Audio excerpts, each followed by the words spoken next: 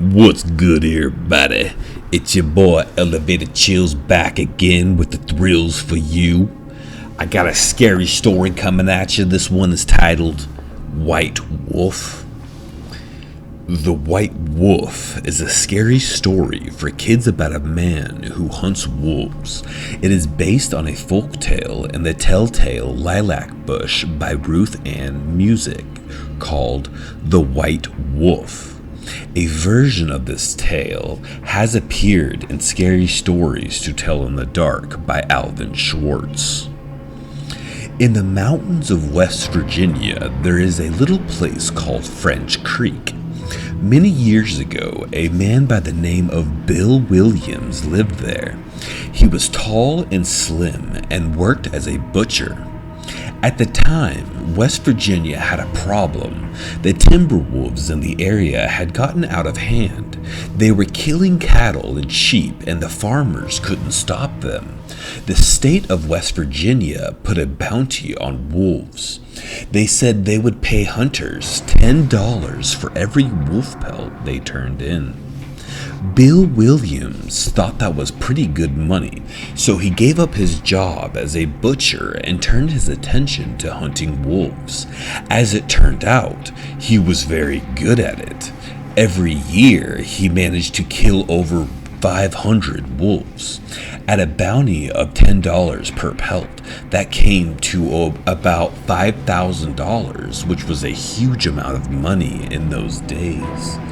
After 5 years of this, Bill had killed so many wolves that there were barely any left in the area. They were almost becoming extinct, and the few that were left were so smart they stayed out of the crosser's path. So Bill decided to retire. He said the wolves had made him rich, so he swore he would never harm one ever again. Every day, he just sat in the local store chewing tobacco, whittling on a piece of wood, and telling tales about his hunting expeditions to anyone that wished to listen. Everything went well for a few years. Then one day, a farmer bursted into the store. He said that a white wolf had killed 2 of his sheep. He claimed he managed to get a shot at the wolf and hit it 3 times, but the bullets didn't have any effect on it.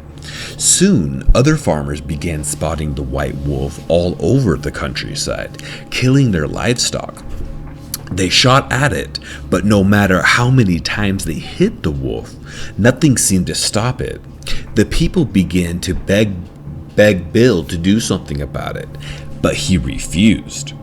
The white wolf went on killing, and it seemed that nothing was safe.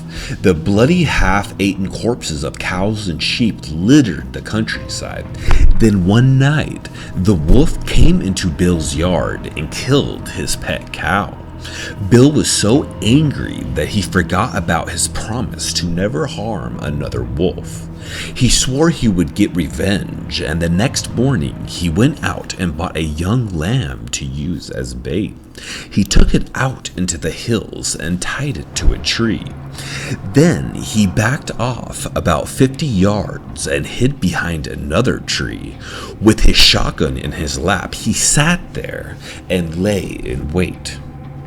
After a few days, Bill didn't return. The people in town went looking for him. Finally, they came across the young lamb. It was still tied to the tree and seemed to be unharmed. Then they spotted Bill.